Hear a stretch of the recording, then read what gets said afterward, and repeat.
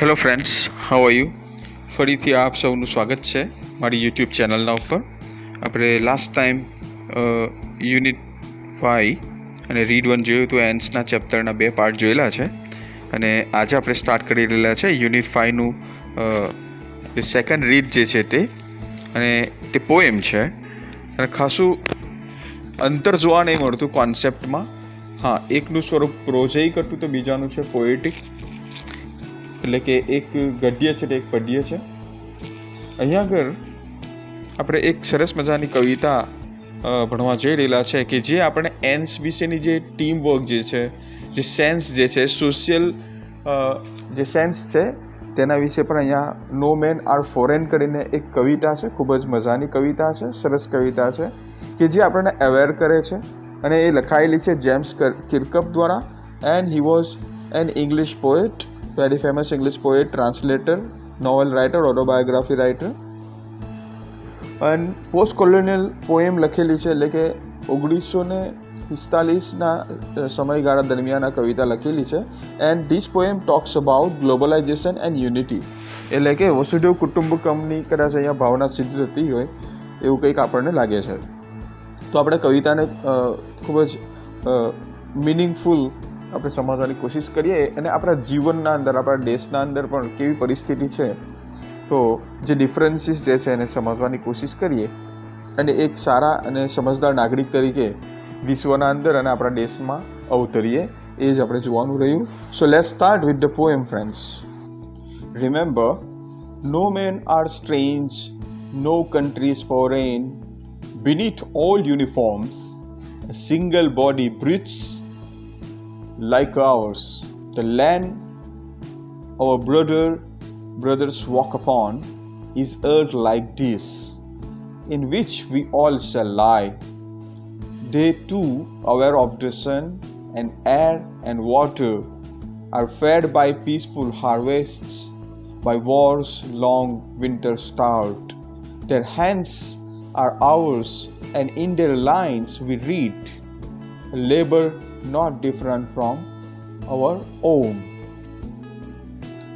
Friends, આ first stanza જે છે તે મેં વાંચવાની કોશિશ કરી છે, રેસિટેશન કર્યું છે. અને પછી આગળની કવિતા આપણે જેમ જેમ સમજતા જઈશું તેમ તેમ એનું જોઈતા જઈશું. તો ફર્સ્ટ લાઈન સમજીએ કે રિમેમ્બર, ચેતવણી આપતા હોય ને એવું લાગે છે પહેલો ટોન, કે no main are strange and no country foreign, એટલે કે વિશ્વના અંદર કોઈ પણ વ્યક્તિ આપણાથી અપરિચિત નથી, સ્ટ્રેન્જ નથી, અજાણ્યો નથી. નો કન્ટ્રી ઇઝ ફોરેન, અને ભલે આપણે બોર્ડરો ખેંચી નાખી હોય, તાળ મારી દીધા હોય કે આ મારું ખેતર છે ને આ ફલાણાનું ખેતર છે, પણ એ જમીન જ છે.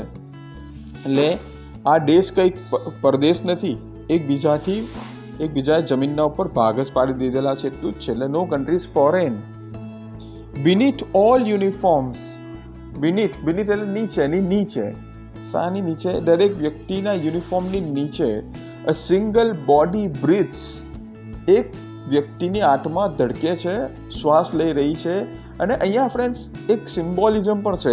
ઓલ યુનિફોર્મ્સની વાત કરીએ તો એ રંગભેદના યુનિફોર્મ પર હોઈ શકે, તો કહીશ કે પછી મિલિટરીના યુનિફોર્મ પર હોઈ શકે. કોઈ પણ બહારથી દેખાતા યુનિફોર્મ હોય પણ અંદર તો આખરે જીવ જ છે ને, એવું કવિ અહીંયા આગળ કહેવા માંગે છે. Like ours, the land our brothers walk upon, એક દેશના નાગરિકો જે ધરતી પર ચાલે છે અને બીજા દેશના નાગરિકો જે ધરતી પર ચાલે છે, એ આ પૃથ્વી એક જ છે. એટલે અહીંયા ગ્લોબલાઇઝેશનનો પણ થોડો કોન્સેપ્ટ આપણને ક્લિયર થતો જોવા મળે છે. ઇઝ અર્થ લાઈક ધીસ, એ આ જ ધરતીના ઉપર ચાલે છે, જે ધરતીના ઉપર આપણા બ્રધર્સ એટલે કે પરદેશના લોકો જે ગણીએ છીએ તે લોકો ચાલે છે, આપણે ચાલીએ છીએ. જે લોકો યુનિફોર્મ પહેરે છે, બરાબર છે, પણ એમના નીચે પણ એક જીવ છે, માણસનો જીવ છે. હ્યુમનિટેરિયન અપ્રોચ અહીંયા જોવા મળે છે. In which we all shall lie, આ એ જ ધરતી છે કે જેમાં આપણે પાછું જવાનું પણ છે, એમાં આપણે સમાઈ જવાનું છે. જેમાંથી આપણે જન્મ લીધો છે એમાં જ આપણે સમાઈ પણ જવાનું છે. તો શું કામ આટલી બધી લડાઈ કરીએ અને આપણે એકબીજાને ફોરેન ગણીએ, એકબીજાને સ્ટ્રેન્જ ગણીએ, ફોરેનર્સ ગણીએ? No one is foreigner and no one is stranger. They too aware of sun and air and water and fed by peaceful harvests.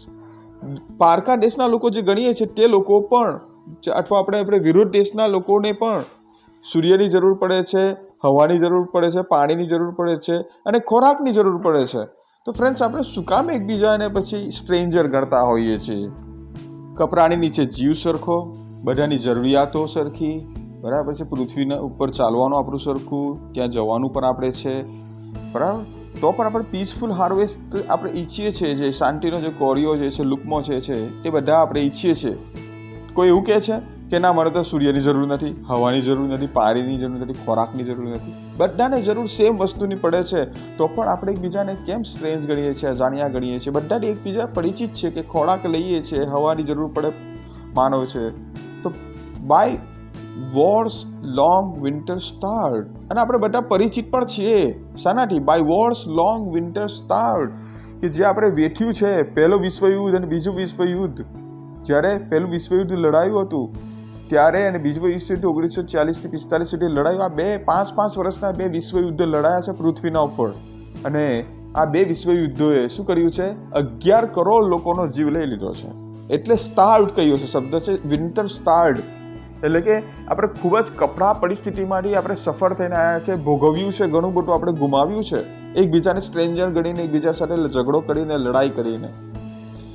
અહીંયા આગળ કહે છે કવિ કિલકપ, their hands are ours, એ લોકોના હાથ આપણી જેવા જ છે, and in their lines we read a labor not different from our own.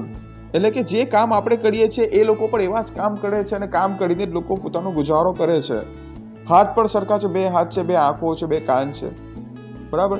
અને in their lines we read, અને આપણે જોવા જઈએ તો કેટલી બધી સામ્યતાઓ આપણામાં છે કે આપણે કામ કરતા હોઈએ, કદાચ અલગ હોઈ શકે પણ કામ તો કરીએ છીએ ને, બરાબર છે. કોઈ મેકડોનલ્ડમાં કામ કરતું હોય, કોઈ પેટ્રોલ સ્ટેશન પર કામ કરતું હોય, કોઈ શિક્ષક તરીકે કામ કરતું હોય, કોઈ ખેડૂત તરીકે કામ કરતું હોય, પણ કામ તો કરે છે ને. એની માત્રા ભલે ઓછી વધતી હોય, પણ લોકો કામ કરીને જ પોતાનો જીવન નિર્વાહ કરે છે, અને કામ પણ એકબીજાનું મોટા ભાગે સામ્ય છે. દાખલા તરીકે કોઈના ઉપર આકાશમાંથી ઉતરે છે જમવાનું નહીં, પોતે જ મહેનત મજદૂરી કરે છે અને પોતાની રોટલી રડી ખાય છે, રોજી રોટી કમાઈ ખાય છે. તો શું કામ એકબીજાથી લડીએ? શું કામ આટલા ડિફરન્સીસ ક્રિએટ કરીએ જાતે? આપણે શું કામ આપણા પગના પર કુલ્હાડી મારતા હોઈએ છીએ? એવું અહીંયા આગળ જેમ્સ કિલકપ આપણને સમજાવવા માંગે છે. હજુ આગળ જોઈએ તો આપણે ગ્લોબલાઇઝેશનનો કોન્સેપ્ટ વધારે ક્લિયર થશે મિત્રો. ચાલો જોઈએ આગળ. Remember, they have eyes like ours that wake or sleep, and even strength that can be worn by love.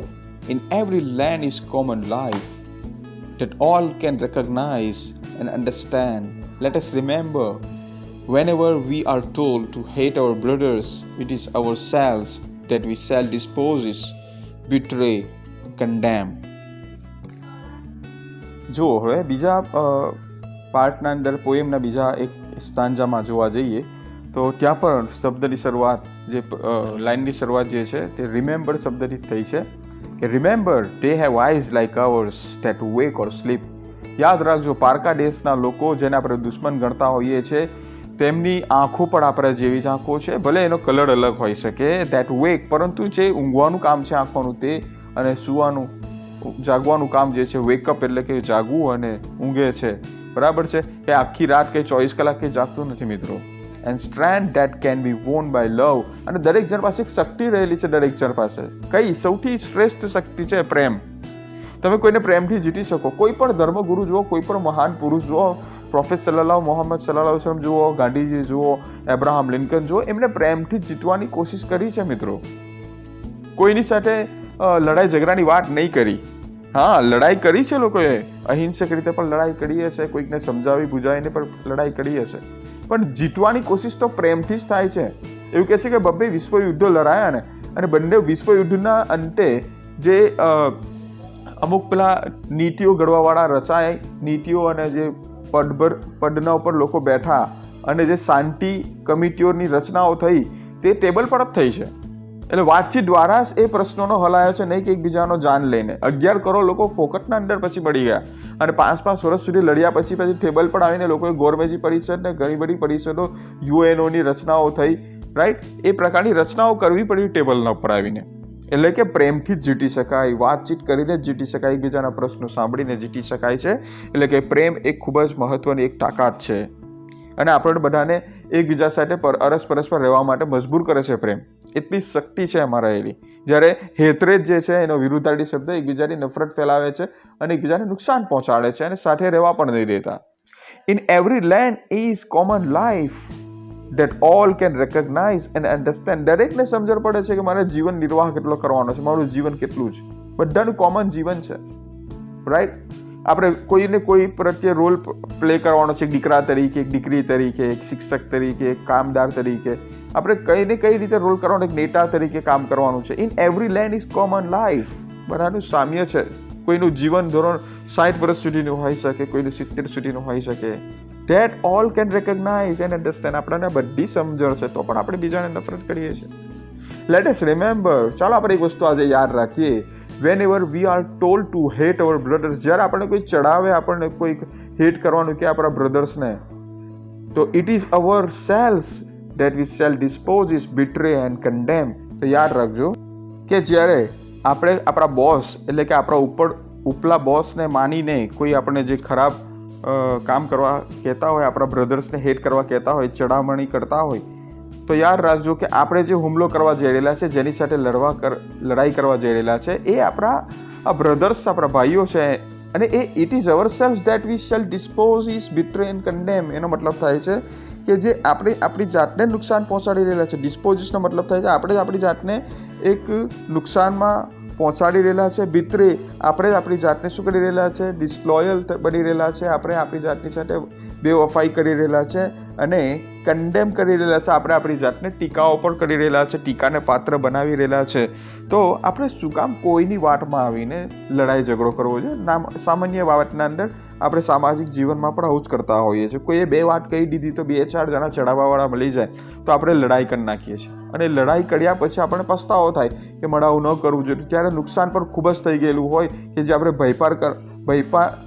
ભરપાઈ કરવાના અંદર પણ આપણે શું નથી કરી શકતા, એને પહોંચી વળી શકતા નથી. પછી પસ્તાવાના સિવાય બીજો આપણી પાસે કોઈ રસ્તો પર રહેતો નથી ફ્રેન્ડ્સ. તો આપણે કોઈની વાતમાં આવીને ન લડવું જોઈએ. And lastly, last stanza of the poem is, remember, we who take arms against each other, it is the human earth that we defile. Our hells of fire and dust outrage the innocence of air that is everywhere our own. Remember, no men are foreign and no country strange. છેલ્લા સ્ટાન્જાના અંદર આપણને James કિલકપ એક સમજાવે છે, એક વાતને આપણને એ કરવા પ્રેરે છે કે રિમેમ્બર. અહીંયા પણ એ સ્ટાન્જાની શરૂઆત રિમેમ્બરથી થાય છે, શબ્દથી. We who take arms against each other, કે જો આપણે એકબીજાની સામે બંદૂકો તાણી દઈશું, it is the human earth that we defile. તો આ પૃથ્વી કે જેના ઉપર માનવો રહે છે એને ડિફાઇલ કરી રહ્યા છે, એને બગાડી રહ્યા છે, આપણે એને નુકસાન પહોંચાડી રહ્યા છે. કારણ કે we are actually after all what, આપણે પણ ધરતી પુત્રો જ છીએ. અહીંયા આગળ ધરતી પર રહેનારા જ આપણે એક પ્રાણી છે. આપણે ધરતીમાંથી જ બહાર આવ્યા છે. Our hells of fire and dust outrage the innocence. અને આપણા જે હેલ્સ ઓફ ફાયર છે, આપણા જે તિરસ્કાર ભરેલા જે કોઈના ઉપર શું છે ફ્રસ્ટ્રેશન જે છે, એ બંદૂક રૂપી હોય, ગારો રૂપી હોય કે ગમે તે રૂપી, લડાઈ ઝઘડા રૂપી હોય, હેલ્સ ઓફ ફાયર આપણે બીજાને તર મારી નાખવાની જે કરીએ છીએ, ડસ્ટ આઉટરેજ અને બીજાને જીર્ણોદ્ધાર કરવાની વાત કરી રહેલા છે. કોને? The innocence of air. આપણે હવાને પોલ્યુટ કરી રહેલા છે, બગાડી રહેલા છે. ધુમાડાઓ કરીને, બગાડ કરીને, બિલ્ડિંગો તોડીને, મિસાઇલો મારીને હવા તો બગાડી રહ્યા છે, પૃથ્વીને પણ નુકસાન પહોંચાડી રહેલા છે અને ઇનોસન્ટ લોકોને પણ નુકસાન, માસૂમ લોકોને પણ નુકસાન પહોંચાડી રહેલા છે. Is everywhere hour on. આ બધું જ આપણું જ બગડી રહેલું છે મિત્રો, કોઈનું બગડી નથી રહેલું, રાઈટ? તો આપણે મળી સમજીને રહેવું જોઈએ આ પૃથ્વીના ઉપર. એ કોન્સેપ્ટ અહીંયા સમજાવવા માંગે છે. અને છેલ્લી લાઈનમાં પણ એ જ શબ્દને ફરી ચોથી વખત રિપીટ કરીને જેમ્સ કિલકપ કહે છે કે remember, no main are foreign and no country strange. કે યાદ રાખજો મિત્રો કે ભલે આ દુનિયાના પર તમે અલગ અલગ યુનિફોર્મ્સમાં જીવતા હોય, અલગ અલગ કામ કરતા હોય, કાર્યો કરતા હોય, રાઈટ? તમે ગમે તે દેશના લોકો હોય, પરંતુ આપણે પૃથ્વીના ઉપર, એક જ પૃથ્વીના ઉપર રહીએ છીએ અને આપણે એક પૃથ્વી એટલે કે એક ડાળ પર બેઠા હોય તો એ ડાળને ન કાપી શકાય, કારણ કે એ આપણને નુકસાન પહોંચે છે. એટલે કે no main are foreign and no country strange, એટલે આપણે એકબીજાથી એ નથી, ફોરેન નથી, એકબીજાથી અપરિચિત નથી, અને કોઈ પણ કન્ટ્રી આપણા માટે સ્ટ્રેન્જ નથી. અહીંયા એક વસ્તુ અહીંયા આપણને જાણવા મળશે કે મેન આર ફોરેન ઉપર હતું, મેન ઉપર જે ઉપર પહેલી લાઇનમાં હતું મિત્રો કે નો મેન આર સ્ટ્રેન્જ, અને છેલ્લી લાઇનમાં થઈ ગયું નો મેન આર ફોરેન, એટલે કે કોઈ પણ વ્યક્તિ બહારની નથી. અને જે ઉપર હતું નો કન્ટ્રીઝ ફોરેન, તો અહીંયા થઈ ગયું એન્ડ નો કન્ટ્રી સ્ટ્રેન્જ, કોઈ પણ દેશ આપણા માટે અજાણ્યો નથી. આપણે એક જ પૃથ્વીના ઉપર રહીએ છીએ, એ જ આપણો દેશ સમજીને રહીએ, એ જ આપણો માળો ફ્રેન્ડ્સ. તો જ આપણે એક ટીમ વર્ક તરીકે અને ગ્રુપ વર્ક તરીકે આપણે બહાર અવતરી આવીશું. આપણે પણ આગળ પેલો પાઠ ભણી ગયા એન્સનો કીડીઓ વિશે, તો કીડીઓ કેટલા જૂથમાં રહેતી હતી અને પોતાના જે નફરત કરતા લોકોને પણ એ કેવી રીતે સેન્સ કરીને એનો સામનો કરતી હતી, પરિસ્થિતિનો સામનો કરતી હતી. તો આપણે પરિસ્થિતિ સાથે લડવાનું છે ફ્રેન્ડ્સ, લોકો સાથે લડવાની જરૂર નથી. આજે પણ કોવિડની સિચ્યુએશનમાં જુઓ, બીમાર લોકો સાથે લડવાની નથી, બીમારીથી લડવાની વાત કરી રહી છે. અહીંયા પણ ટીમ વર્કનું ફ્રેન્ડ્સ એક સંદેશ આપણને જોવા મળે છે. તો આપણે વસુધૈવ કુટુંબકમની ભાવના દાખલ કરીએ, શાંતિ અને પીસફુલી જીવીએ, અને એક જ બોડીના અંદર આપણે બધા જીવી રહેલા છે, એક જ પૃથ્વી પર જીવી રહેલા છે, એકબીજાને નુકસાન ન પહોંચાડીએ, એવો સંદેશા કવિતા દ્વારા આપણને આપવામાં આવે છે.